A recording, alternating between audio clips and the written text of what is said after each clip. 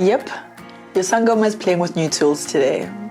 I put the bones aside for a sec and I thought to open up my intuitive nature and to see exactly where I'm led. I find crystals and wands interesting, therefore I've moved to tarot. Welcome everybody, Kina Osrifile, popularly known as Gogo Moyo. Today we're going to be learning about the fascinating world of tarot cards. Don't forget to subscribe as well as hit the bell icon so that you don't miss out on any of our videos coming up next. Stay tuned.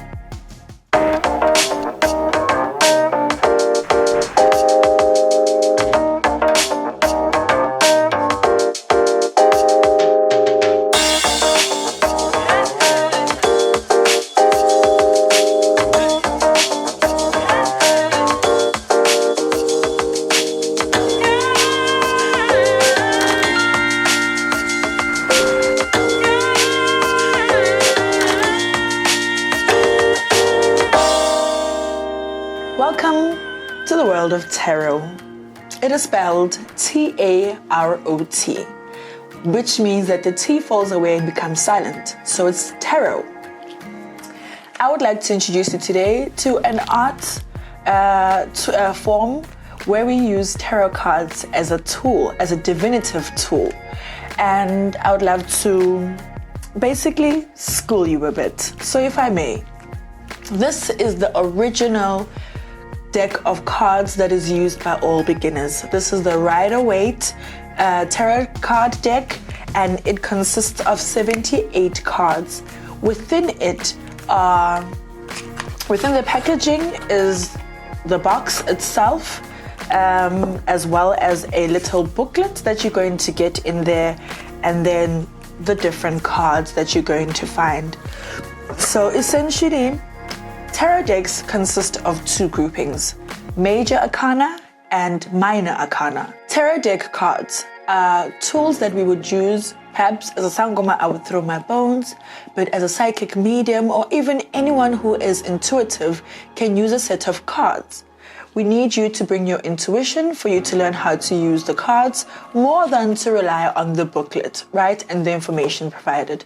Because otherwise you're always going to be referring to the books when you're trying to read and conversate about the deck. Tarot cards are simply about using one's intuition and also being able to identify from the picture, the imagery, what actually is being referred to. Within the deck of cards, you will find that it has 4 suits. Just like you would find your playing cards has diamonds, hearts, ace of clubs, all those kind of things. And within the tarot, you find pentacles, swords, cups, as well as wands, each of them representing different things and also associated with the different elements of nature, like earth, wind, and fire. Tarot is very interesting because you don't just use it to fortune tell, tell someone's future, but you actually get to learn about the depth of a situation and how to prevent it or how to prepare for one. I've got 2 decks in front of me. I've got one that is the Rider-Waite, which is the original deck that you would buy as that you start off with. This is easy. And then I've got the Wild Unknown. The Wild Unknown is by Kim Krantz. As you can see, the packaging is different. It's more sophisticated. So you have a ribbon that you would otherwise pull up to let the cards come out. So this and this card deck are essentially the same thing, right? The feel is different, the backgrounds, everything. But essentially what is on this deck, you can find on this deck too. This is the one that I began with when I started off. Eventually I grew to want a different kind of illustration on my cards. So then I moved to something different.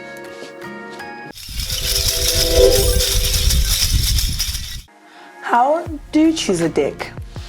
Well, firstly, I think it's a very difficult thing to do if you are relying on other people to tell you how to go about it.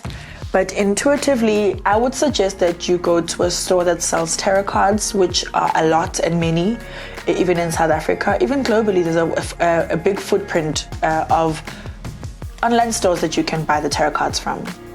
Essentially, I think it's important for you to be able to identify with the pack or the deck that you have bought.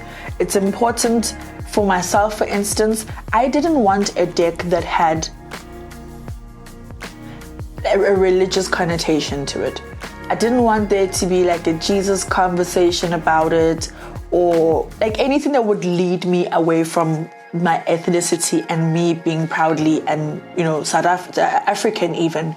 So I didn't want to get a deck that was not going to be representing of me. I mean, if you're going to be reading a card, you look at the cards a lot of the times.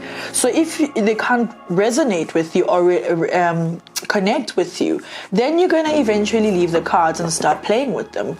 I know that in the beginning, I bought a few decks, literally one after the other, but I wasn't buying like a whole bunch at the same time, because I wanted to connect with it and to see what was going on.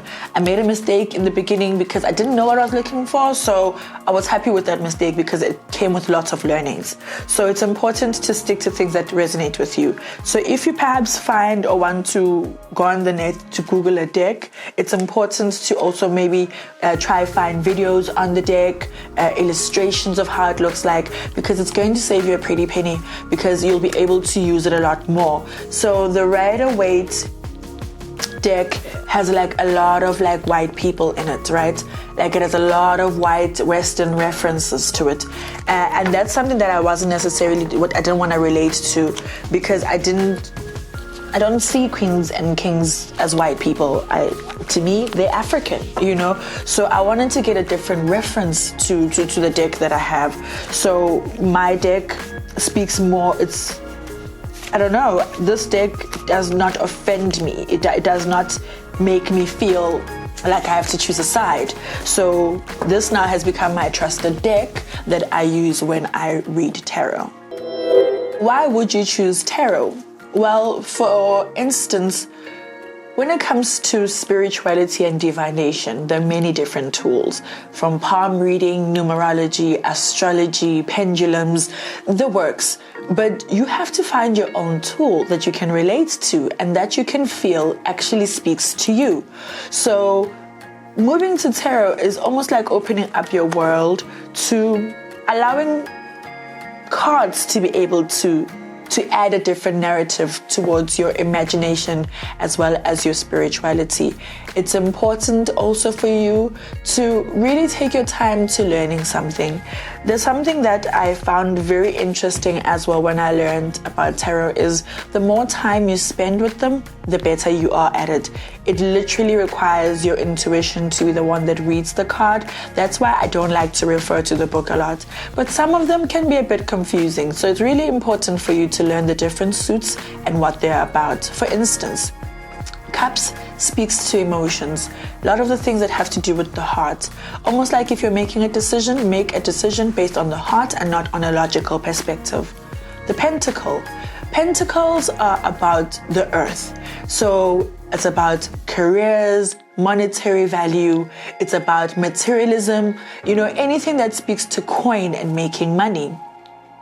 The Wand speaks to willpower, strength, determination, and passion, whereas Swords speak about protection, being stern, being someone that's passionate and focused and structured. So when you learn about the different suits and what they do, then you are going to focus more on the different numbers that make up a deck.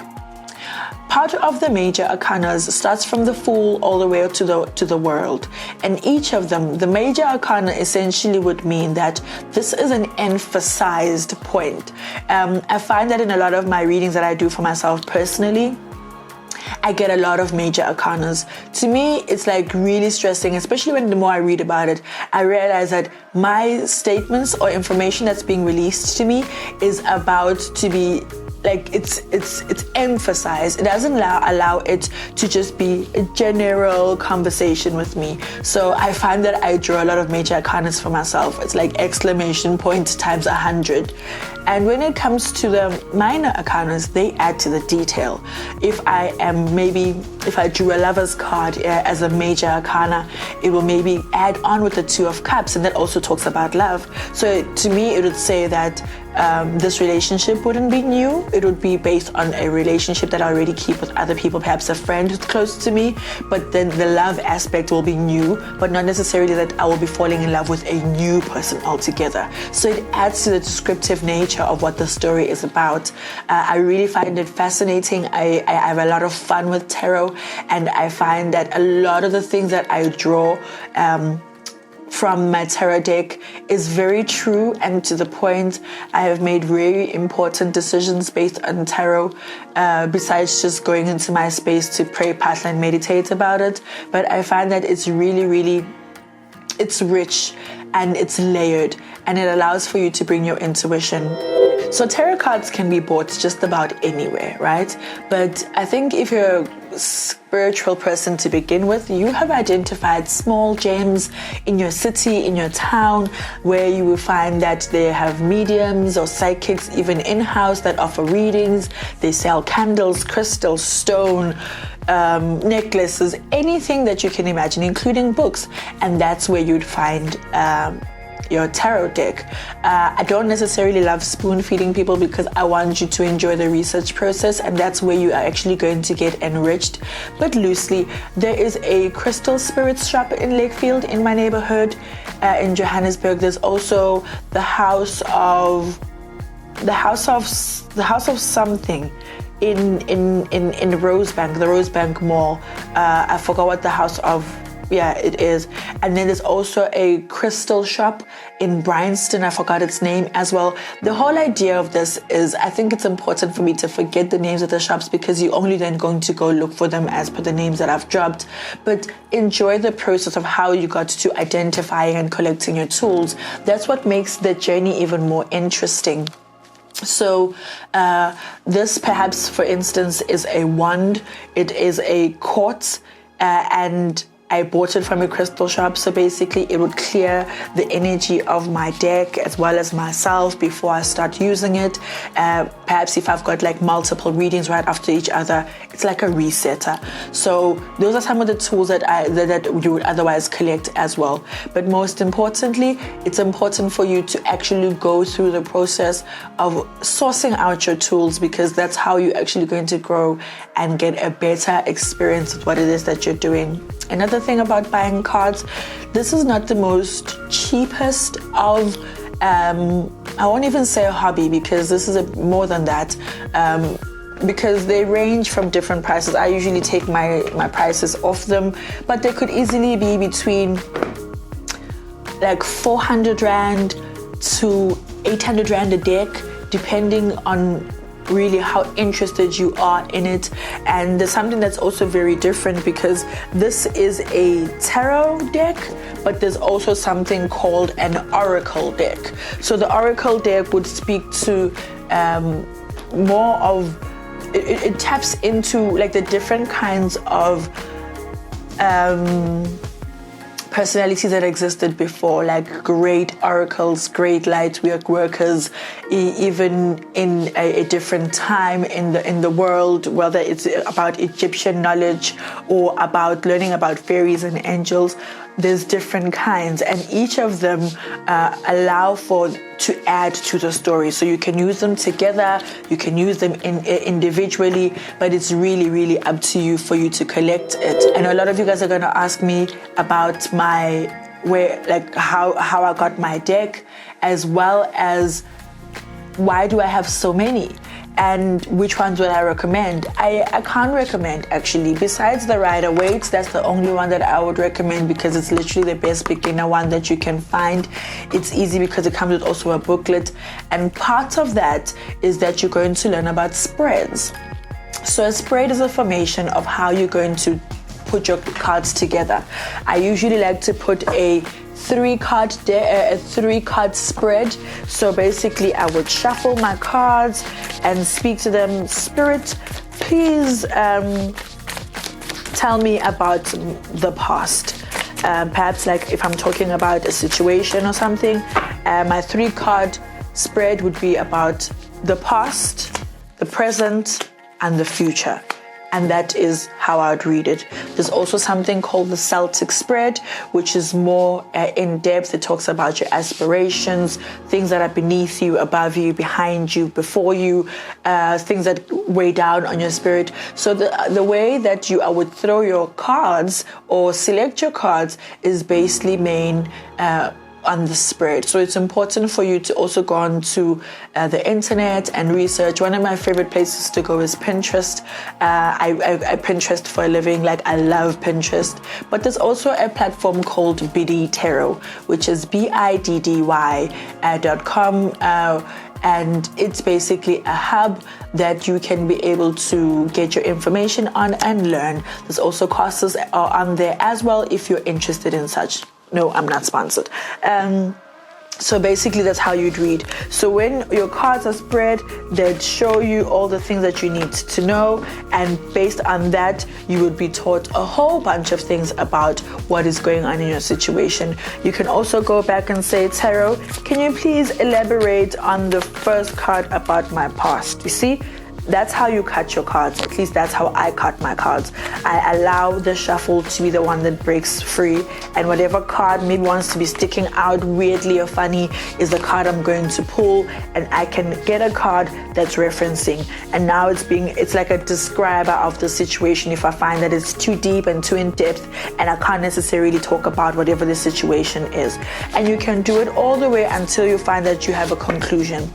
Something I need to let you know about is when you are doing tarot, don't try and throw the cards to suit whatever results that you would like to get, because then it's pointless. You will literally throw all your cards until there's no more cards left, hoping for the results to be exactly what you want it to be. So when you get to your cards, let them know what your goal is, what you want, what kind of information you'd like to get, and literally sincerely and openly appreciate the message that's been given to you.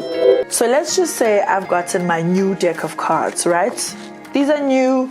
I've never seen them before. I've taken them out of their beautiful packaging. Actually, the Wild Unknown Tarot deck has amazing packaging. I really blushed when I opened it. I found it to be well thought out and really interesting.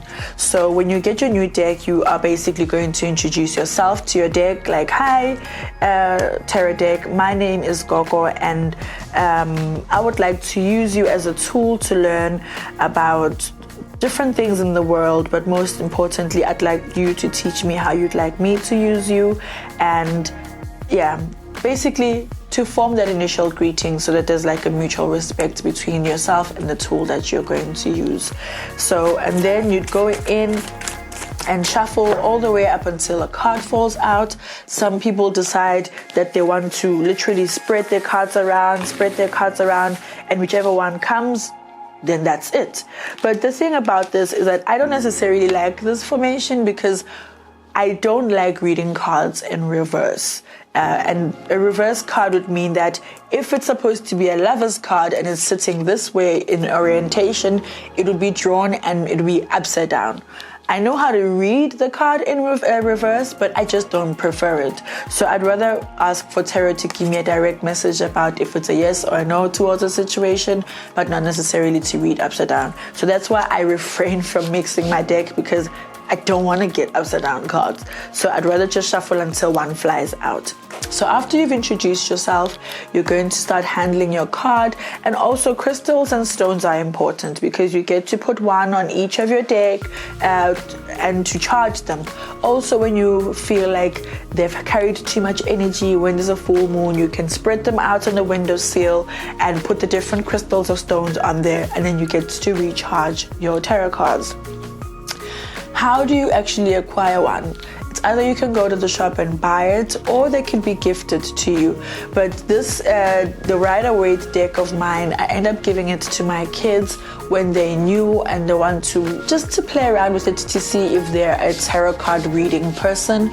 Then I allow that one to do the rounds. But otherwise, my personal deck, no one ever touches it. Everyone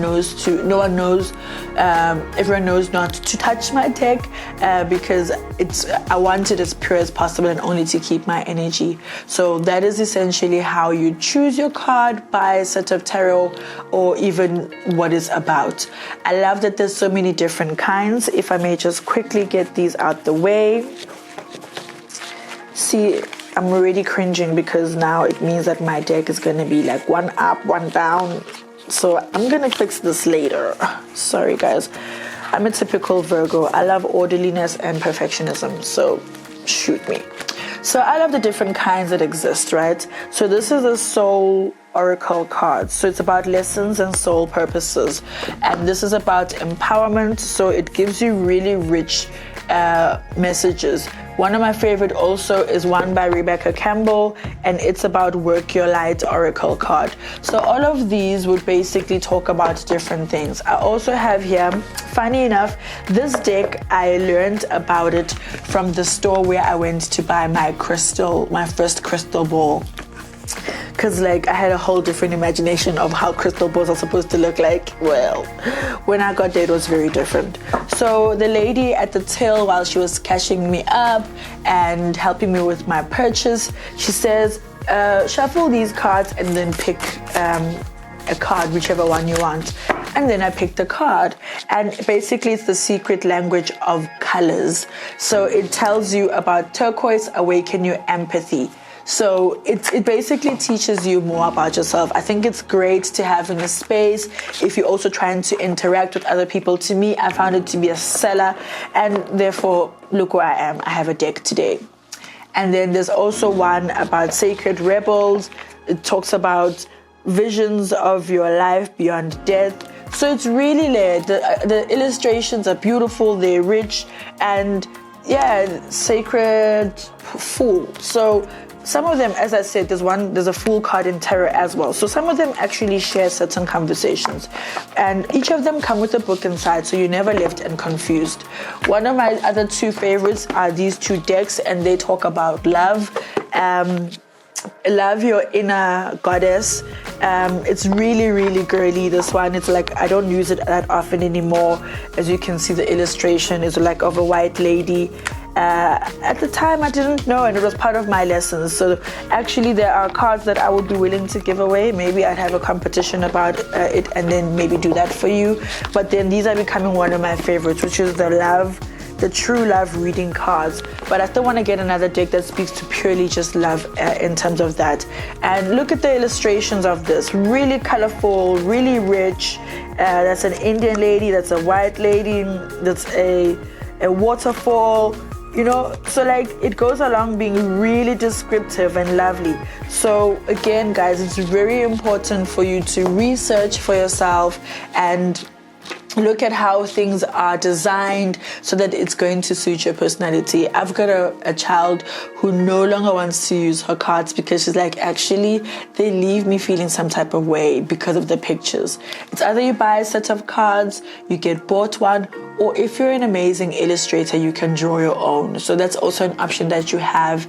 Just learn around the different principles of each card. You don't even have to you can literally make your own. I know there's some people who take a piece of paper and write really profound words on it, like love, hate, obsession, like all different words. They chop it up into little pieces, and after they've done their spread, they basically shuffle through that and they would add it as part of their conversation. Literally, you invite your intuition to all of it because essentially it's about the message. My friends and my family have been read by me countless times. I've got a friend who visits a tarot card reader twice a year, and the second time she wasn't really happy because she had to use someone different, and she's like, friend, I see you like cards and stuff. This is the deck these are the spread that the tarot guide took out for me. Can you maybe tell me what the interpretation is? And I just read those cards intuitively, and it turns out I read them better than the person that read them for her. So I've fooled around a lot with that, and now excitingly I have started a new channel right here on YouTube called Entranced Tarot.